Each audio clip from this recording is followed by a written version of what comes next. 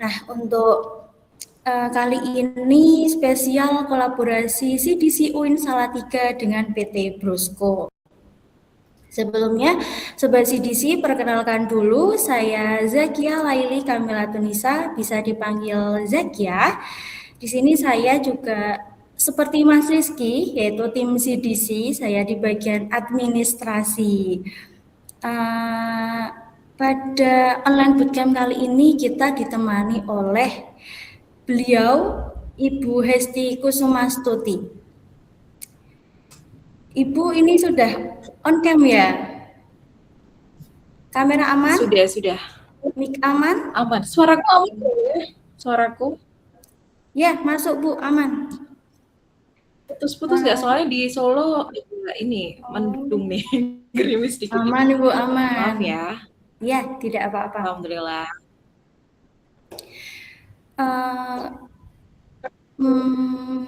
Kayaknya ini cukup langsung ke inti materi yang akan disampaikan kepada beliau, Ibu Hesti Kusumastuti. Sebentar Ibu, sebelum masuk ke materi, izin mengingatkan kepada Sobat CDC, untuk peserta yang join ini tidak diperkenalkan untuk keluar dari Meet sebelum kegiatan Meet-nya selesai, dikarenakan nanti di akhir sesi terdapat penge-sharean dari link absensi dan juga informasi terkait kampus ini. Oke, cukup. Dikarenakan Ibu Hesti sudah hadir dan sudah siap, kita bisa mulai untuk penyampaian materi yang luar biasa dari beliau Ibu Hesti.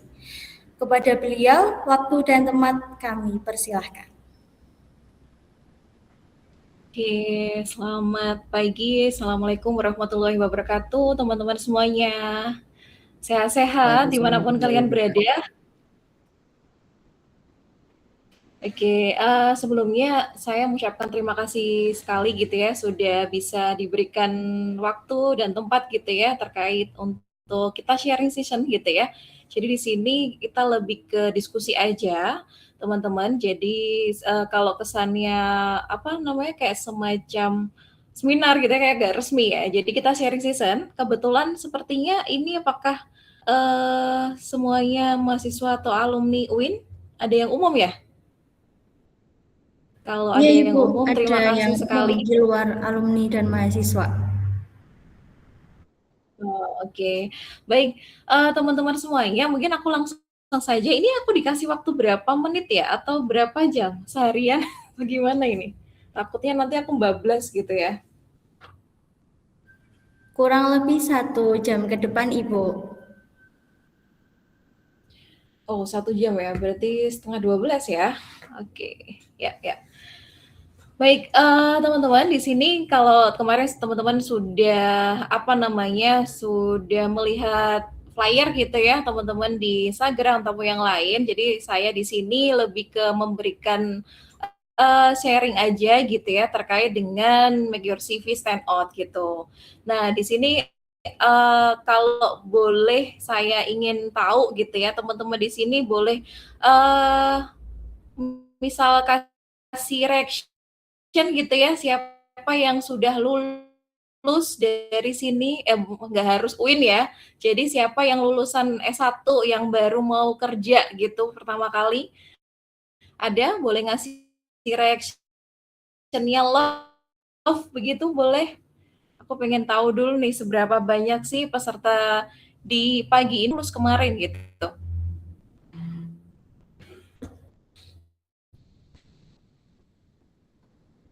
Boleh, silakan dikasih reaction ya teman-teman. UIN atau yang di luar UIN boleh. Ya, atau yang masih mahasiswa. Kebanyakan apa nih? Oh, jangan-jangan mahasiswa aku ini. Oke. Sepertinya kebanyakan ini ya.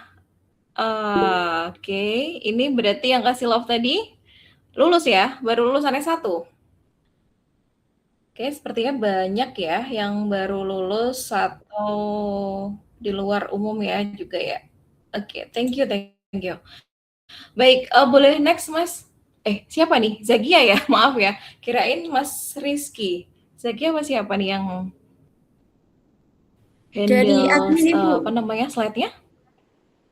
Oh, admin. Oke.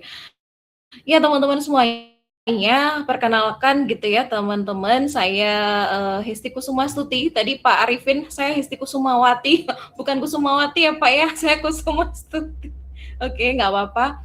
Jadi di sini saya seorang dosen psikologi di UIN Salatiga gitu, dan seorang trainer HR.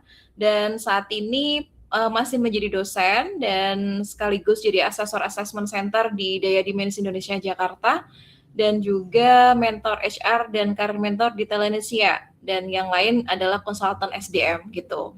Nah, di sini background saya teman-teman. Jadi teman-teman kalau ketemu saya di mana gitu, hey Bu Hesti atau Hesti gitu, nggak apa-apa, monggo aja. Aku biasanya berterbangan di kota-kota sih gitu ya. Nah, oke, boleh next Mas Rizky.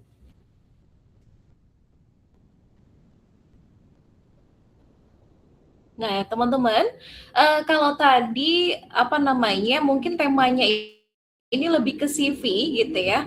Jadi di sini aku pengen tahu pembahasan ini tidak hanya CV kebetulan. Jadi saya perwakilan dari tim Brusco gitu ya. Saya ingin memberikan insight gitu ya terkait dengan CV, kemudian interview juga, tips and trik interview kerja seperti apa, dan juga integrasi AI ini dalam proses rekrutmen gitu.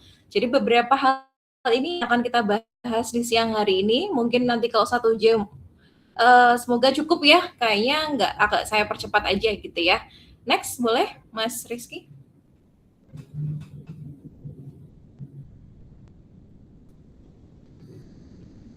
Oke, di sini terkait dengan pengetahuan tentang dunia kerja gitu ya. Kalau teman-teman yang baru lulus ataupun masih mencari pekerjaan gitu ya, dan melihat-lihat loker, otomatis pasti tidak terlepas adanya pengetahuan tentang dunia kerja. Apa sih kerjaan?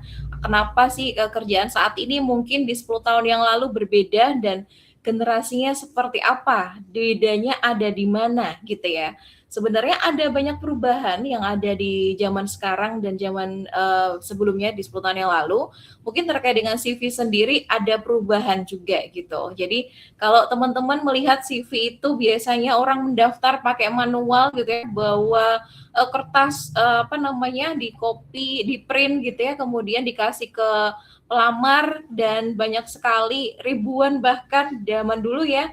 Tapi sekarang CV itu bisa kita lebih simpel lagi dengan beberapa desain-desain, dan juga semacam kita pakai di-upload di file, kemudian upload di medianya, di pekerjaan tersebut atau di industri tersebut begitu.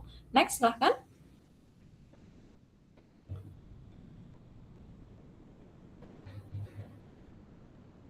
Nah, di sini selanjutnya ada beberapa hal yang dapat kita lakukan teman-teman untuk menciptakan kestabilan gitu ya. Kestabilan di sini apa sih? Sebenarnya kestabilan itu terletak di dalam diri kita nih. Kita harus menjadi seorang pelamar, ataukah kemudian mencari tahu sebenarnya apa sih sebenarnya yang dicari di dalam CV. Karena CV ini adalah poin utama ketika kita mau melamar pekerjaan. Tanpa CV kita mau ngapain gitu ya. Istilahnya kalau kita mau maju perang nggak punya tidak punya senjata gitu. Nah, di CV ini atau di dalam diri kita itu perlunya adanya fleksibilitas gitu. Jadi bersikap fleksibel dan biarkan pilihan tetap terbuka. Jadi jangan melihat teman-teman ini kayak semacam idealis gitu ya. Jadi kalau aku bilangnya, saya pengen di sini aja deh, nggak mau yang di sini, nggak mau di sini gitu ya. Aku pengen si A aja, pokoknya A. Kalau pengen daftar dengan kualifikasi itu yang seperti ini standarnya gitu. Tapi untuk di zaman sekarang kita harus bersikap memiliki pemikiran yang terbuka gitu. Tingkatkan pengetahuan diri teman-teman. Jadi pengetahuan diri di sini adalah semakin banyak yang bisa kita ketahui diri kita sendiri, semakin mudah kita bisa membuat karir kita mau nggak kemana ya. kita lulusan teknik, lulusan psikologi, ataupun lulusan pendidikan, kita mau kemana di sini? Apakah ingin menjadi guru? Gurunya guru apa nih? Guru di dalam sekolah, kemudian atau menjadi tentor, ataupun yang lain. Nah, dan ketika kita paham dari diri kita pastinya akan bisa mempromosikan diri kita kepada perusahaan atau kepada institusi gitu ya. Makanya hal pertama yang harus kalian ketahui adalah kenali diri kita atau self awareness gitu ya. Jadi jangan sampai kalian nggak kenal, kalian cuma nulis CV aja tanpa adanya persiapan mengenal saya itu apa sih sebenarnya saya, kekuatan saya ada di mana sih gitu ya. Nah, itu harus kalian tahu dulu kekurangannya ada apa ya di sini, dan karir saya tahun depan 2026 saat ini sampai di 2030 itu bedanya apa gitu. Jadi ini adalah semacam target yang harus kalian tahu gitu ya, kalau kalian mengetahui diri kalian masing-masing begitu. Dan kalian benar untuk menyadari berganti karir dan melakukan pengaturan kerja berkali-kali gitu ya. Nah, banyak orang yang baru 1 tahun resign, bahkan 6 bulan sudah resign gitu ya. Dan bahkan resignnya itu kemudian berganti ke perusahaan bukan sejenis nih, beda bidang gitu. Banyak sekali sampai saat ini. Jadi perubahan-perubahan tersebut ini zaman saat ini sudah pakai AI, ChatGPT khususnya gitu ya, atau kalian kalau pakai PowerPoint pakai Canva gitu ya. Ini kalau kalian tidak paham semacam teknologi zaman sekarang, kalian akan tertinggal gitu teman-teman. Dan silahkan sering-seringlah untuk mencari tahu perkembangan apa saat ini, tren-tren apa yang ada gitu ya. Semakin mudah kita beradaptasi, semakin cepat kita mendapatkan karir yang match gitu. Oke, silahkan bisa dilanjutkan.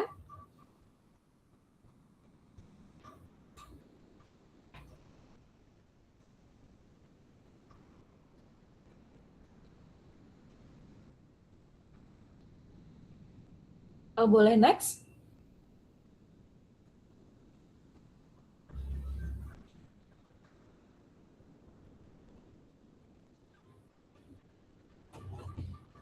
Oke, teman-teman ya, biar jadi CV ini adalah berarti jalan hidup, berisi informasi data diri terkait dengan kelahiran, jenjang pendidikan, kemampuan, pengalaman, hingga prestasi yang pernah diraih gitu.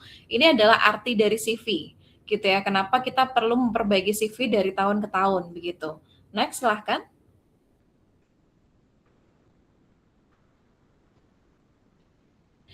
Oke, poin pentingnya apa sih kenapa kita perlu CV? Kita poin penting CV ini adalah tidak hanya menuliskan apa saja riwayat hidup kalian gitu, perjalanan hidup. Jangan sampai menuliskan semacam kayak kalian menuliskan cerita novel gitu ya, jadi deskriptif panjang lebar kayak gitu, masih ada nggak sih di sini? Jadi CV ini sekarang ini lebih ke simple gitu ya. Jadi teman-teman tidak perlu bahasanya bertele-tele, tidak perlu lebar, bagaimana menjelaskan seperti kalian menuliskan cerita panjang gitu ya. Dan di sini harus poinnya adalah menampilkan pencapaian dan perjalanan hidup yang menunjang nilai jual sehingga bisa dilirik oleh rekruter gitu. Jadi poinnya adalah nilai jual apa ketika saya sebagai rekruter melihat CV kalian di sini gitu. Saya biasanya kalau baca CV nggak terlalu panjang, nggak terlalu lama, saya langsung cepat aja. Nilainya apa sih? Bedanya sama pelamar yang lain apa kira-kira di sini? Nah itu kalian tonjolkan ya di CV. Next, silahkan.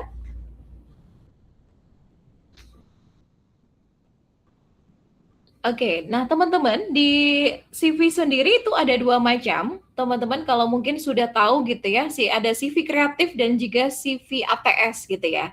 Kalau CV kreatif di sini menggunakan desain dan jenis font yang beragam, menampilkan banyak warna, melampirkan foto terbaik. Pernah nggak sih ada template CV yang ada warna merah atau biru atau kemudian fontnya itu agak miring, fontnya itu bisa dilihat bisa berbeda nih sama satu orang sama orang yang lain. Dan kalau kita melihatnya colorful banget ya CV-nya ya, gitu kan. Pernah nggak ya? Atau saat ini lagi pakai CV kreatif ya? Jangan-jangan ya. Oke, silahkan next dulu, Mas Rizky.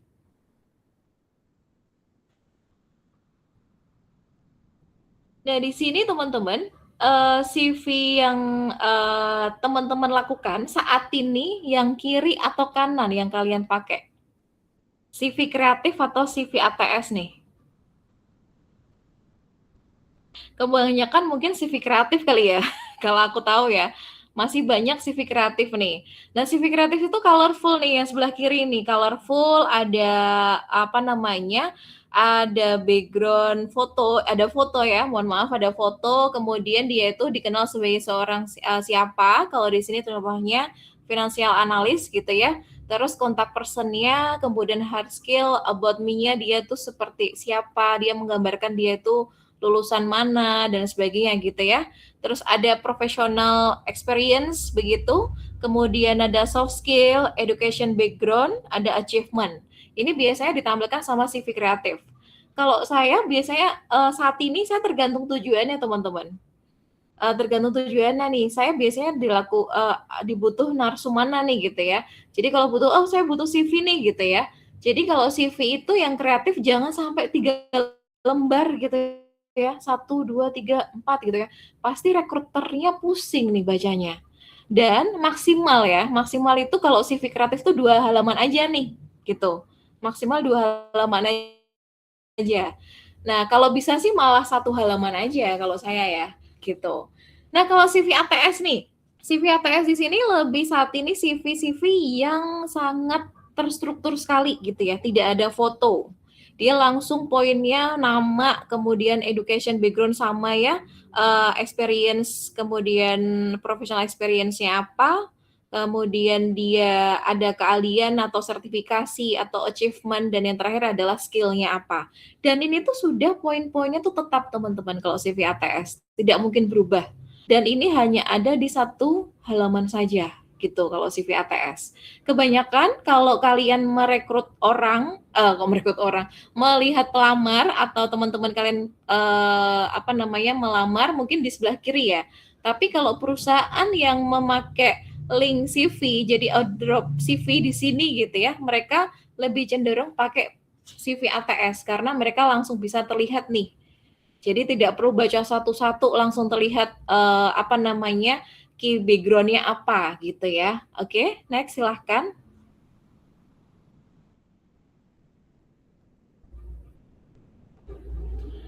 Nah, di sini kapan menggunakan CV ATS friendly atau CV kreatif, teman-teman? Nah, kapan ya? Saya bisa pakai yang kiri dan kanan tadi yang mana ya? Ketika apa ya? Nah, kalau kalian mau melamar pekerjaan, kenali dulu latar perusahaan kalian yang dilamar gitu, latar belakangnya. Kalau dia bergerak di bidang corporate, perusahaan teknologi yang berskala global, startup atau dengan status unicorn gitu ya, perusahaan multinasional atau BUMN, biasanya mereka memakai CV ATS friendly. Jadi mereka hanya pakai CV yang tadi kaku gitu ya. Kalau bisa dibilang agak bahasanya ya gitu-gitu aja, nggak ada bahasa yang di desain yang menarik gitu ya. Tapi kalau kalian pengen ngelamar di industri kreatif, digital agency gitu ya, advertising gitu ya, small medium enterprise, local company, ini biasanya pakai CV kreatif itu sudah cukup, nggak apa-apa gitu. Jadi sesuaikan mana latar belakang perusahaannya, pakai CV ATS kah atau CV kreatif begitu. Next.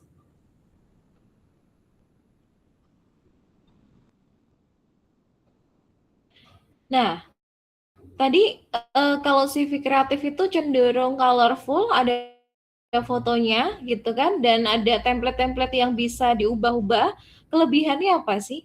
Di sini kita punya basic design dengan editing lebih fancy gitu ya, lebih anak Gen Z banget sih gitu ya kalau bisa dibilang ya.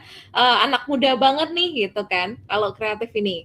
Nah, di sini penempatan masing-masing poin sesuai selera pelamar nih. Oh, aku pengen pakai warna hijau aja, kayak lebih fresh aja deh, pakai warna hitam karena aku suka nih kalau pakai baju tuh hitam terus gitu ya.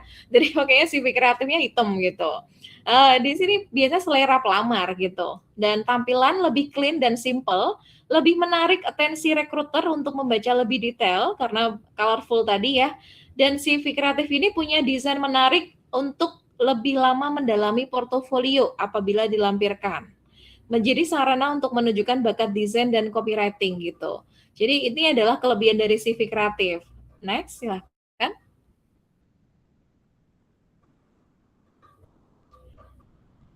Nah, kalau yang kedua, kelebihan dari CV ATS Friendly tadi dapat dilakukan menggunakan Microsoft Word atau Google Docs begitu. Dan proses pembuatan terstruktur berdasarkan kronologi pengalaman memberikan nilai maksimal pada sistem apabila dibuat dengan format yang tepat. Jadi ini memang agak kaku teman-teman CV ATS Friendly ini. Memang template-nya tuh sudah itu aja, kita nggak bisa ngubah-ngubah lagi gitu ya.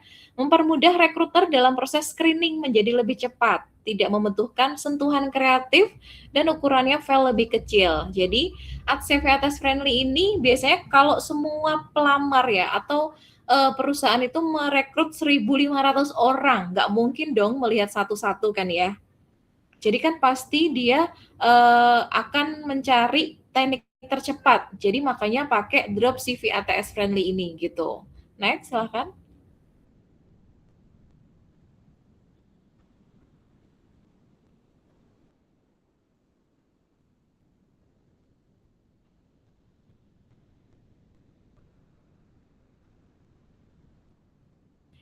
Oke, nah ini teman-teman mungkin kita bisa melihat ya, pelajari yuk CV ATS Friendly yang lagi kekinian gitu.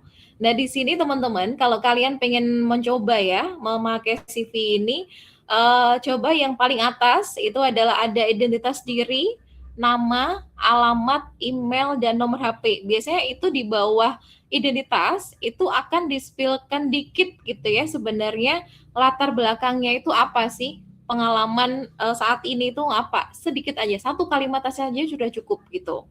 Itu di identitas diri. Nah, yang kedua, ini adalah ada latar belakang pendidikan 2 tingkat terakhir ya. Jangan pakai latar belakang dari mulai TK ya, teman-teman ya. Jadi kalau pakai TK nanti kelamaan bacanya pusing ya. Jadi mulai aja kalau SMA sama S1 2 tahun terakhir gitu ya. SMA-nya ini jurusan apa, kemudian S1-nya ini di mana, lulusan mana, kemudian tahun berapa, di kampus mana, itu sudah cukup gitu. Terus kalau misalnya ada jenjang S2 berarti S1 sama S2 gitu ya. Kalau SMA terakhir berarti SMP dan SMA gitu. Nah, kemudian kalau yang ketiga ini informasi tentang pengalaman kerja, role, dan tanggung jawab. Kalau ini masuk ke work experience, teman-teman, jadi mulailah dari pengalaman kerja saat ini dulu.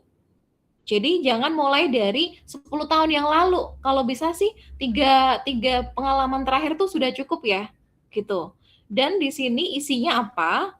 Isinya adalah di PT mana atau perusahaan mana, mulai tahun berapa sampai berapa, kemudian dari di situ tuh posisinya sebagai apa dan perannya apa saja di situ.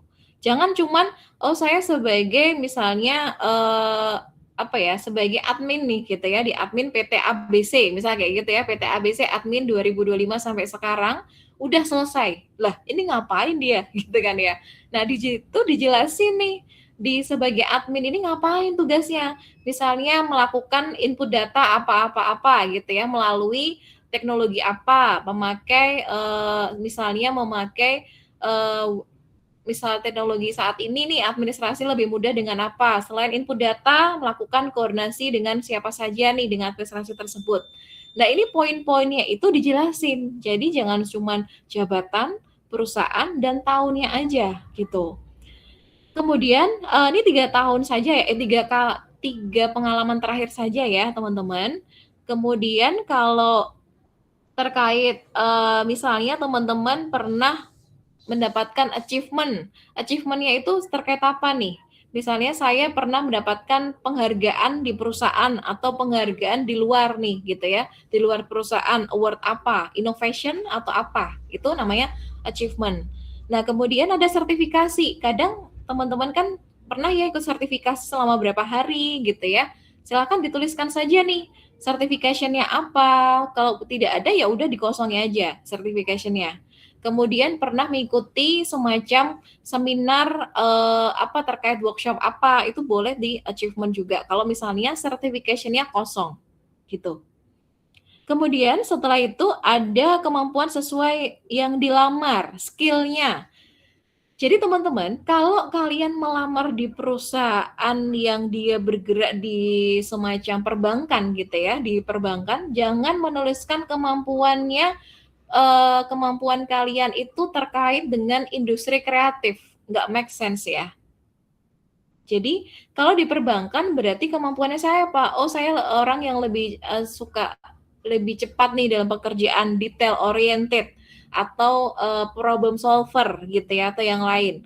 Kalau industri kreatif saya orangnya innovation itu cocok. Jadi kalau misalnya perbankan kok innovation targeted apa gitu, wah ini kayaknya nggak nyambung.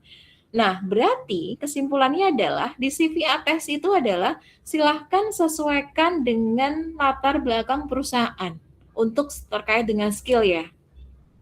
Bisa jadi skill dengan perusahaan yang berbeda, skillnya jangan semuanya ditulis. Poin-poinnya aja nih, kemampuannya ini yang sesuai dengan perusahaan saat ini tuh apa gitu ya. Oke, silahkan bisa dilanjutkan dulu. Next.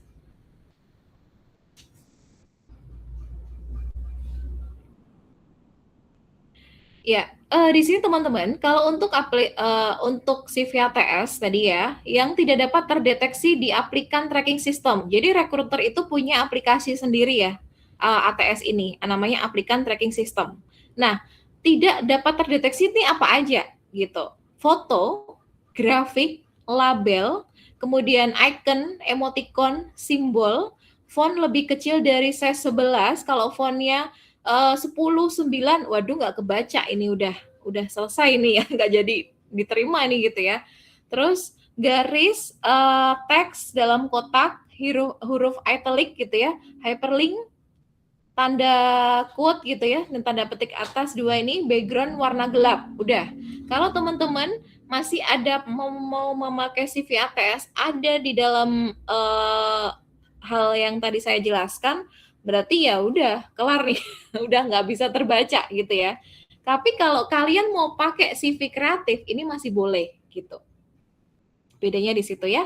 Jadi jangan sampai CV ATS-nya berupa 5 hal ini. Kalau 5 hal ini ada di CV ATS, ya sudah, nanti kalian bisa coba lagi di rekrutmen ke depannya gitu. Oke, next silahkan.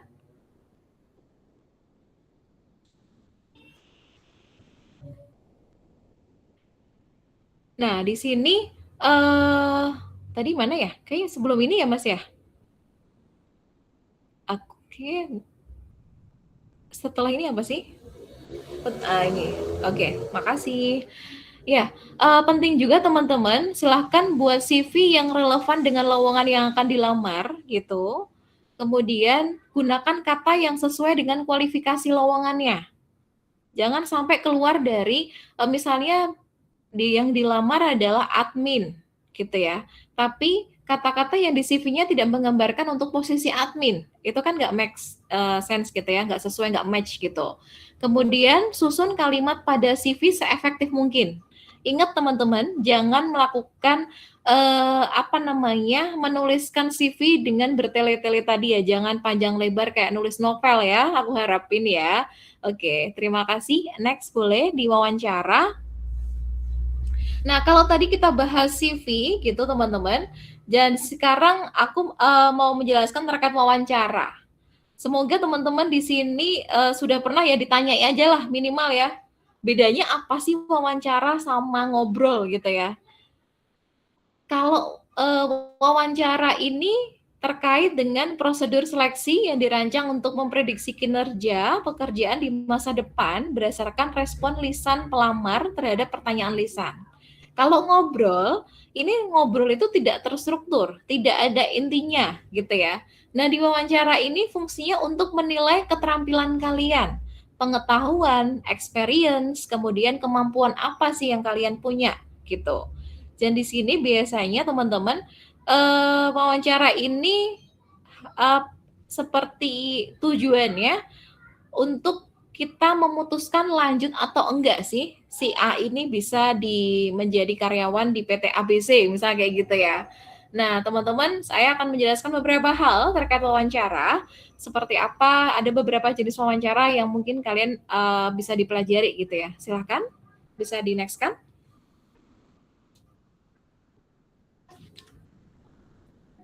Oke, mungkin teman-teman wawancara ya udah seperti ya udah aku ditanyain aja nih gitu kalau sama rekruter. Nah, ada 7 wawancara, jenis wawancara teman-teman ya. Jadi ada wawancara tidak terstruktur, di sini adalah pertanyaan terbuka, melibatkan prosedur di mana pertanyaan yang berbeda dapat diajukan kepada pelamar yang berbeda. Jadi intinya mau pertanyaan ini dikasih si A sama sampai si B, si C, si D gitu ya. Nah, pertanyaan ini ya tetap akan berbeda dengan yang diajukan berbeda pelamarnya gitu. Namanya wawancara tidak terstruktur. Tapi kalau wawancara situasional ini fokusnya pada situasi tertentu aja. Jadi ada kalanya nih rekruter itu menjelaskan, boleh dijelaskan situasi kemarin apa sih yang kamu lakukan gitu ya? Apa yang kamu lakukan selama seharian di minggu lalu, misalnya seperti itu. Itu namanya situasional. Jadi bagaimana kalian akan bereaksi terhadap situasi hari ini atau hari esok. Itu adalah menilai seperti itu. Next, silahkan.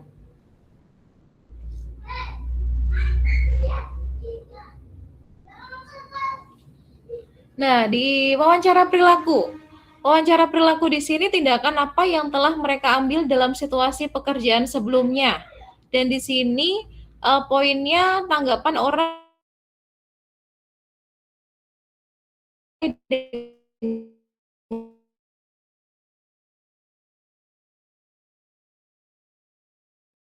ada semacam pelatihan terkait BEI gitu ya, behavioral event interview. Mungkin anak-anak psikologi mungkin agak mulai paham ya gitu ya.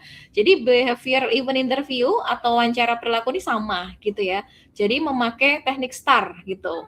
Jadi bagaimana kalian bisa menjelaskan perilaku di pengalaman kalian di tempat kerja atau di sehari-hari gitu ya, namanya wawancara perilaku, fokusnya pada tindakannya gitu.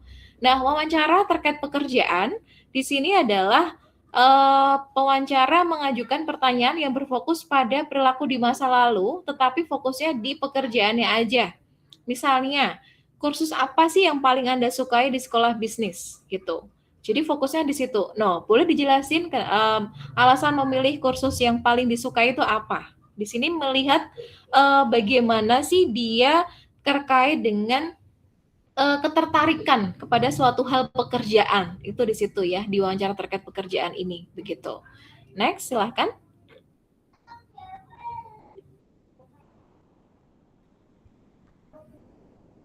Nah, ini jarang ya kalau wawancara stres ini ya. Nah, wawancara stres ini jarang sekali dilakukan oleh rekruter gitu. Nah, kenapa? Kadang bikin nggak nyaman nih. Emang tujuannya di situ teman-teman, wawancara stres nih, wah. Pewawancara berusaha membuat pelamar tidak nyaman dengan pertanyaan yang kadang-kadang kasar. Bahasanya itu kayak, loh, ini saya di interview apa saya di judgement nih gitu ya, di judge nih gitu, biasanya kayak gitu. Jadi ini sengaja menciptakan kecemasan untuk menentukan bagaimana pelamar akan berhasil terhadap stres pada pekerjaan. Nah, misalnya kalau di tambang gitu ya teman-teman, kalau kalian melihat perusahaan tambang itu kan ada di Kalimantan, di Sumatera, mungkin di Sulawesi gitu ya, di luar Pulau Jawa. Nah, di sini pasti banyak nanti kalau bekerja di tambang, bekerjanya banyak ular ya. Ada ular, ada hutan, ada apa gitu di sana. Dikasih diserem-seremin di situ. Nah, di sini bagaimana? Terus kalau mau turun ke Kaltim gitu ya, dulu pernah saya di Kalimantan, saya kaget nih. Jadi di setnya di bandara, kemudian sampai di set ini 6 jam teman-teman. 6 atau 8 jam itu masih naik jalur darat gitu ya. Jadi ya ampun ternyata berjuang banget ya orang-orang yang bekerja di tambang atau di misalnya di Pertamina gitu ya. Mereka sangat jauh sekali dari tempat mungkin hiruk pikuk gitu ya. Nah, ini adalah dilakukan wawancara stres, tujuannya mereka bisa tahan banting nggak kerja di tambang gitu, di site-nya nih gitu. Nah, wawancara satu persatu. Kalau wawancara satu persatu di sini, kita pewawancara itu akan bertemu dengan satu kandidat. Jadi wawancaranya tidak berkelompok gitu ya. Jadi one by one. Nah, di sini bagusnya, kelebihannya kalian bisa fokus untuk menampilkan diri kalian, dan saya sebagai interviewer fokusnya adalah bisa mencari tahu eh, kelebihan apa yang kalian miliki di situ. Jadi bisa fokus gitu ya. Next, silahkan.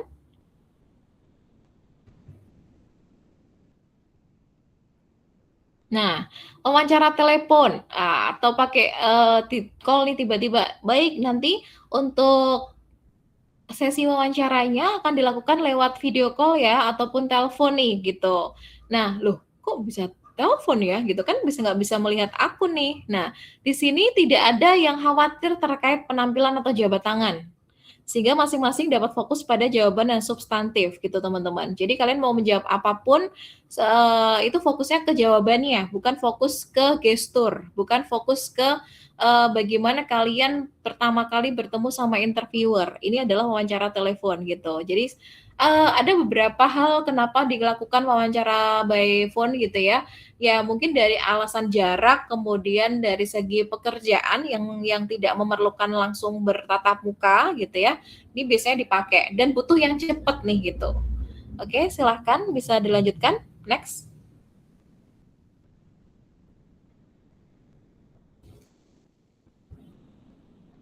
Nah, di sini preparation, teman-teman. Kalau tadi kita sudah mendalami wawancara seperti apa, CV apa, saya ingin tahu prepare-nya apa nih ketika kita akan melakukan wawancara kepada calon apa namanya perusahaan yang akan kita lakukan, yang kita lamar gitu. Silahkan, next. Nah, yang pertama kita perlu riset industrinya dulu, riset perusahaannya dulu. Jangan sampai kalian cuman bawa CV tok tanpa persiapan gitu ya. Jangan sampai kalian cuman duduk menunggu giliran apa di interview tapi tanpa persiapan. Persiapannya ada, Bu. Persiapannya saya sarapan dulu. Itu juga bisa nih persiapannya, boleh nih. Tapi di sini kalau kalian mau wawancara, silahkan kalian harus bisa mungkin untuk bisa melakukan riset dulu bagaimana industrinya, siapa pesaing perusahaan tersebut, apa keunggulan perusahaan tersebut, dan bagaimana sebaiknya perusahaan itu maju. Biasanya kalau aku menjadi recruiter, itu tuh aku biasanya langsung menanyakan harapannya apa sih kamu ketika bekerja di sini untuk perusahaan ini, kontribusinya itu apa. Nah itu biasanya saya sering banget menanyakan hal tersebut begitu ya. Oke, ini riset industri. Next, silahkan, Mas. Yang kedua, pelajari CV. Pelajari CV dan pengalaman sendiri ya. Pahami CV-nya, siapkan contoh konkret pencapaiannya, STAR, siapkan perjalanan singkat atau cerita karir. STAR itu apa sih? Jadi kalau kalian, ini tips ya teman-teman, wah ini tips yang semoga bisa dipakai ya. Pahami CV, jadi jangan cuman saya ngeprint yang aku print, saya bawa, ditaruh di depan apa namanya recruiter, kemudian udah selesai. Jangan. Itu sama aja kalian ya udah pulang aja deh daripada gitu ya. Nah, saya pahami CV adalah bukan kalian menghafalkan, tetapi kuasai, lihat apa sih sebenarnya diri kalian, siapa diri kalian di situ. Di CV tersebut akan bunyi gitu ya. Terus kemudian siapkan contoh konkret pencapaian. Usahakan kalau kalian mau menjawab pertanyaan, usahakan pakai teknik STAR teman-teman. Gitu. Nah, di sini teman-teman mungkin apakah terkait teknik STAR apakah sudah familiar ya? STAR, teknik STAR ada situation gitu, ada task atau tugas, ada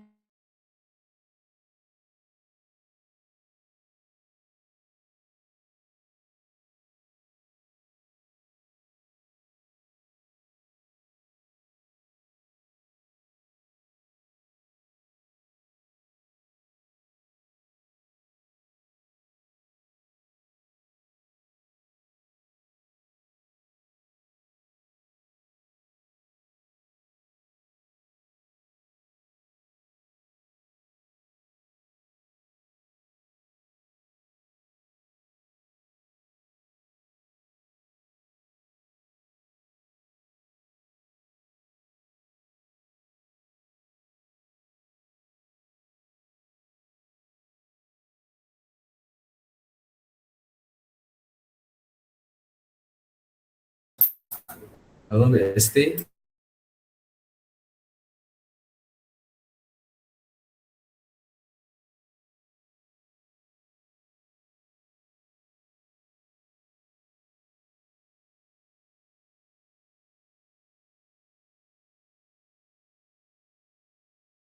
Kalau mau menjelaskan atau menjawab pertanyaan dari rekruter, usahakan pakai teknik STAR tadi gitu ya.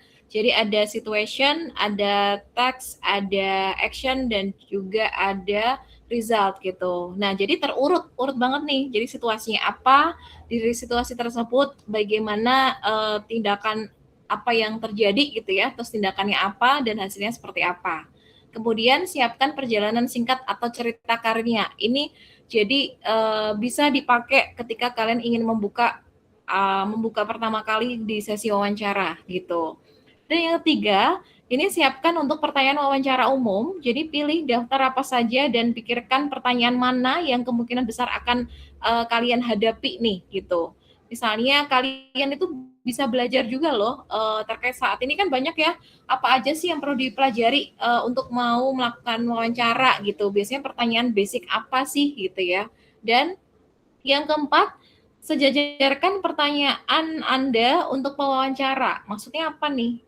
Jadi datanglah ke wawancara dengan beberapa pertanyaan cerdas untuk pewawancaranya yang menunjukkan pengetahuan Anda tentang perusahaan serta niat serius Anda gitu teman-teman.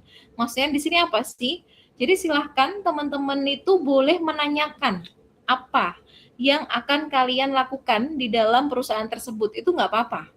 Seperti apa job desk-nya? Bagaimana nanti perannya misalnya apakah akan kalau misalnya dia diminta untuk di pulau beda gitu ya, misalnya di Kalimantan atau di Sumatera, nanti sistem kerjanya seperti apa sih? Itu nggak apa-apa. Jadi ini wajib. Jadi boleh dijelaskan, tapi jangan sampai berapa gaji saya ya Bu ya, kira-kira ya kalau di sini ya gitu. Jangan ya. Jadi jangan sepakai nanya gaji kalau tidak ditanyain gitu. Jadi itu pertanyaan yang nggak boleh dilakukan adalah gaji. Itu yang wajib nggak, jangan dipakai ya. Terus kemudian misalnya nanya nih kepo, sebenarnya saat ini lagi punya masalah apa sih perusahaan Bu gitu kok ini gitu loh, kok malah nanya masalah gitu ya. Jadi ini nggak sesuai nih, tanyakan terkait dengan job desk kalian tuh boleh, nanti sistem kerjanya seperti apa itu nggak apa-apa, dan kalian bisa menambahkan kontribusi yang akan saya lakukan di perusahaan itu seperti apa, bla bla bla bla kayak gitu. Dengan kelebihan kalian. Makanya poinnya adalah cari tahu kelebihan kalian. Nah, di situ keunikan itu bisa seperti ngefilter nih pelamar-pelamar yang lain nih gitu. Jadi kalau yang dilamar pelamarnya 1.000, kemudian kalian 1:1.000, nah bisa jadi kalian unik nih. Berarti bisa jadi 1.000 itu 100 yang diterima. Kan aman ya, gitu kan. Baik, aku lanjutin, silahkan Mas, boleh next kan?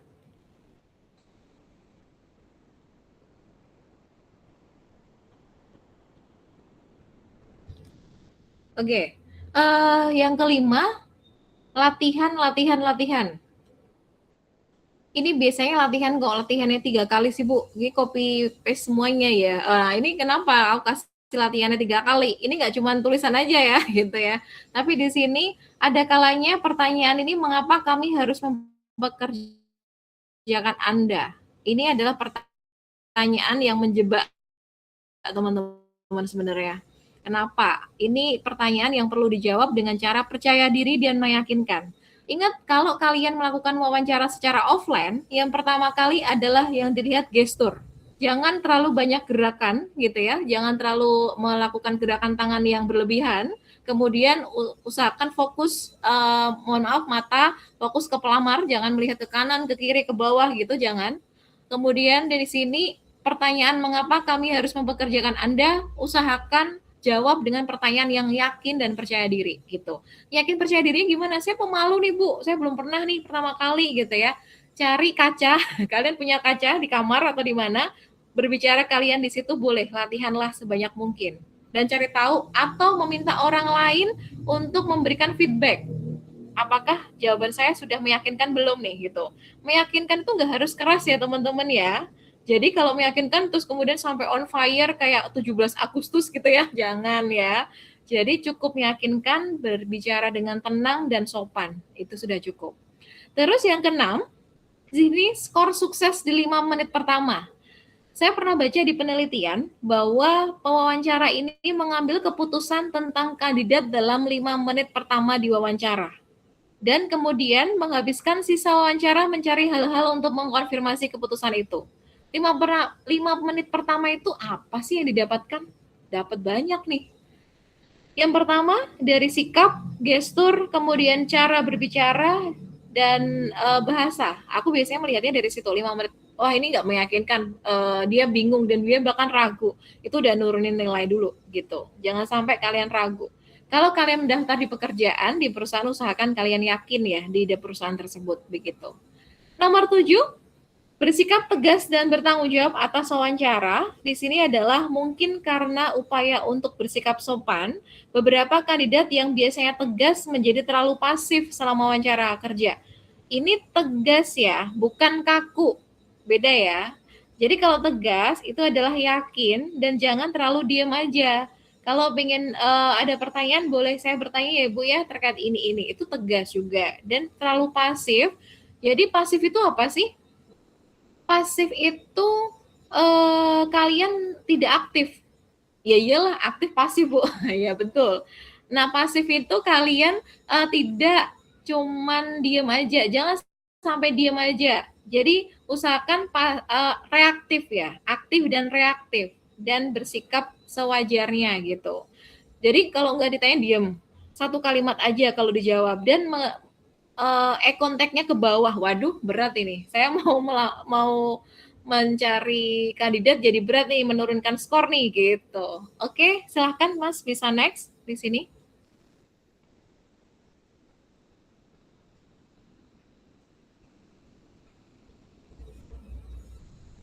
Oke, nomor 8, bersiaplah untuk menangani pertanyaan ilegal dan tidak pantas. Biasanya teman-teman, ada kalanya rekruter itu yang sak senengnya dewe ya. Ini wong Jawa kabeh kan ya.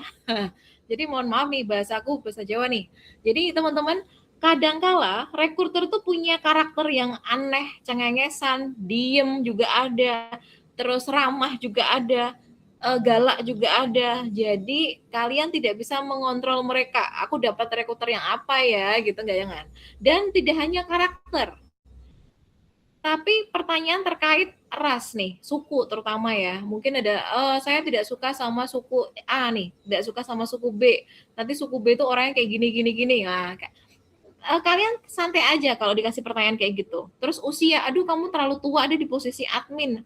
CS itu harusnya yang muda, yang energik, yang apa kayak gitu. Tapi kalau kalian sudah diberikan hal kayak gitu kan pasti ada tidak percaya diri ya. Ada yang insecure nih. Nah, usahakan langsung ditembak aja. Tapi saya di sini walaupun saya usianya sudah tidak mencukupi di bagian CS, tapi saya punya kelebihan Bapak Ibu. A, B, C, utarakan aja di situ. Jawaban-jawaban kalian itu nggak ada salahnya kalau kalian melakukan kelebihan unggulnya apa kayak gitu. Walaupun kalian sudah diberikan judgement yang aneh-aneh gitu ya. Terus bawa salinan CV Anda ke setiap wawancara gitu. Jangan sampai walaupun kalian sudah drop CV ke misalnya ada link khususnya kemarin secara online, jangan sampai kalian tidak bawa CV salinannya. Siapa tahu CV-nya mereka juga tidak bawa nih. Jadi kalian sudah punya persiapan gitu. Terus yang 10, manfaatkan pertanyaan terkait dengan ceritakan tentang diri Anda. Di sini kalian bisa dapat masuk ke cerita tentang di mana kalian dilahirkan. Saya di sini saya lahir dari Solo, saya anak tunggal, saya saat ini punya pengalaman apa kayak gitu. Itu usahakan di situ dimulai dari situ. Oke, silahkan next.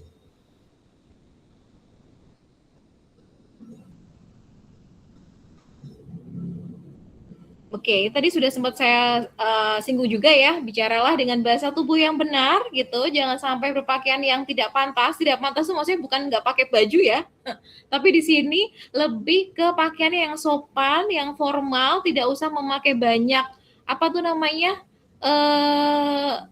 apa tuh zaman sekarang topping ya, jangan banyak topping ya.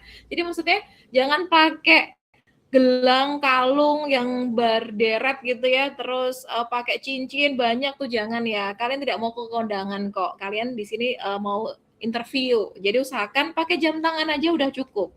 Pakai baju yang ibaratnya yang formal, yang menarik ya gitu. Lakukan kontak mata, berikan jabat tangan yang kuat, postur yang baik, tegak gitu. Tapi jangan kaku ya, tegaknya langsung tegak kayak TNI atau tentara atau polisi, jangan. Jadi santai aja Bapak Ibu dan pakai senyum. Dan bicaralah dengan jelas gitu. Jangan menyerah teman-teman.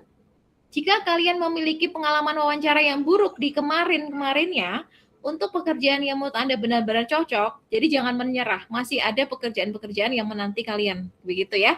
Jadi di sini bisa kalian pakai tipsnya dari 1 sampai 12. Begitu, silahkan bisa next.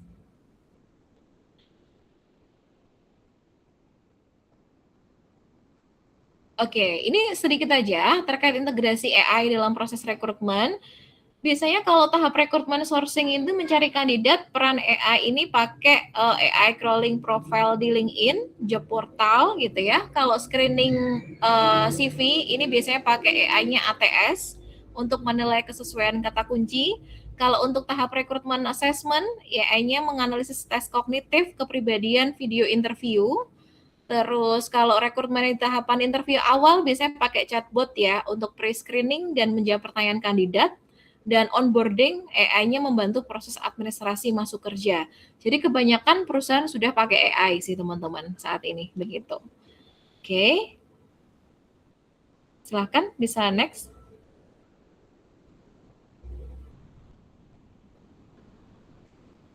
Oh, udah selesai ya. Baik, terima kasih teman-teman semuanya yang masih bertahan gitu ya di pukul siang ini. Sudah lapar, sudah mau Jumatan juga. Silahkan teman-teman kalau mau keep kontak sama saya, di sini ada link-link saya gitu ya. Atau mau curhat boleh gitu. Saya juga buka konseling. Atau karir nih, kalau teman-teman masih bingung karirnya gimana ya Bu, persiapannya seperti apa ya? Aku feel free aja untuk kalian bisa untuk keep sama saya gitu ya. Oke, terima kasih semuanya. Semoga bisa membantu atau mencerahkan nih, mendapat insight gitu ya. Terima kasih.